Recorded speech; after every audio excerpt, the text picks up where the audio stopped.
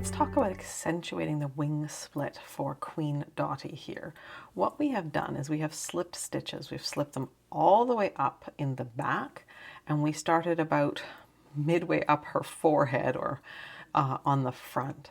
And to do a duplicate stitch, you are going to come up below a stitch. So if the V of the stitch is here, you're going to come up with the yarn below that stitch. Then you will go under the stitch above it,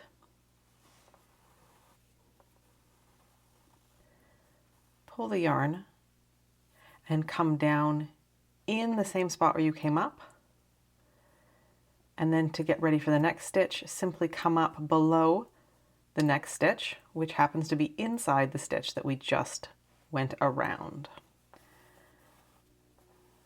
The trick with duplicate stitch is to never pull too tight. The yarn needs to be fluffy and fat and have enough of itself to lay on top of the fabric and not to be pulled tight and into the stitch that we are emphasizing. So I'll show that one more time. So we came up below the stitch, we go to the stitch above it and go under the V. The slipped stitch makes it really nice and obvious what we're doing.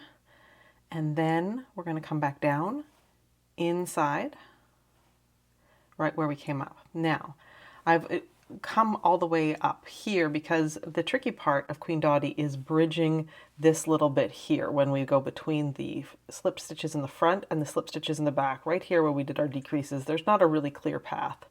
So I'm just here to encourage you to fudge your way over. You can see where you're heading, and you just need to get there. All right.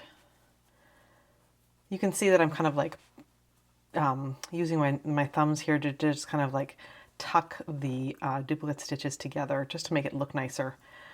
So I'm going to end up over here is where I need to end up. So I need to kind of follow this pattern. The slipped stitches go off a little bit, but I'm going to follow them at least one higher. So they just kind of lean off to the left a little bit, but that's not going to be a big visual problem. So we're going to follow them to here, going down, coming up. And next I'm going to fake a stitch going into these decreases. So I know that I'm always kind of going under something and then coming back to create a duplicate stitch. So that's all I'm doing here. I'm coming up,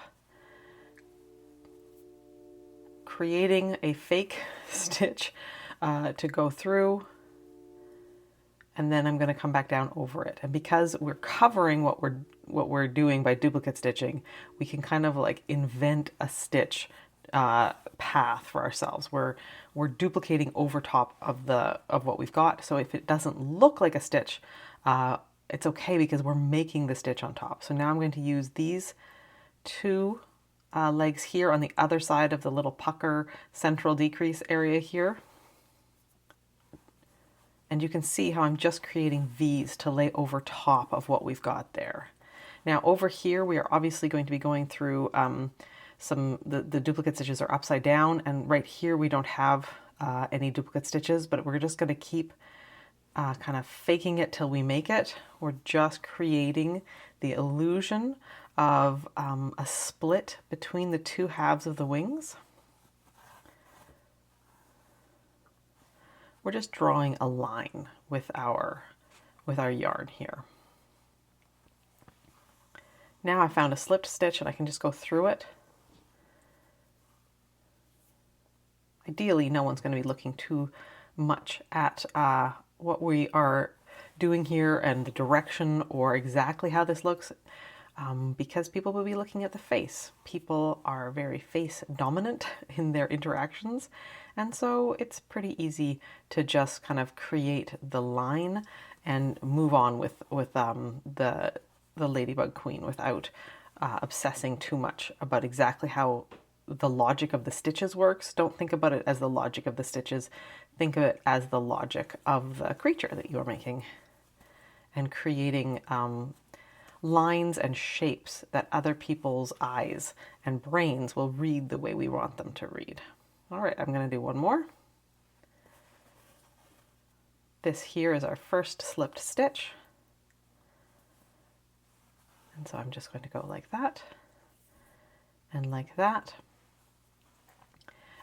Before I tuck in and deal with all my ends, I'm just going to double check that I like how things are, that I don't want to pull any extra yarn, and make sure that things are sort of fat enough and looking good. I can at this point go back down and actually reduplicate and add extra yarn there if I wanted to. So like for instance, right here, I could fill in this red bit by coming up here and going down there.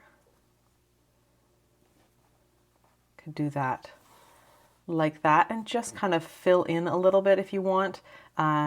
If you're finding things aren't looking exactly the way you want, you can use the end to trick the eye. The nice thing about working with black is it doesn't leave a very clear marking for our eyes. It just kind of covers up, and our eyes don't tend to pay a lot of attention to black. So I'm going to come down and out over here by where I started my duplicate stitch.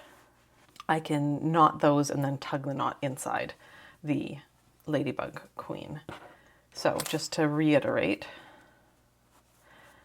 this is what we've created. We've created the look of a line going up and over.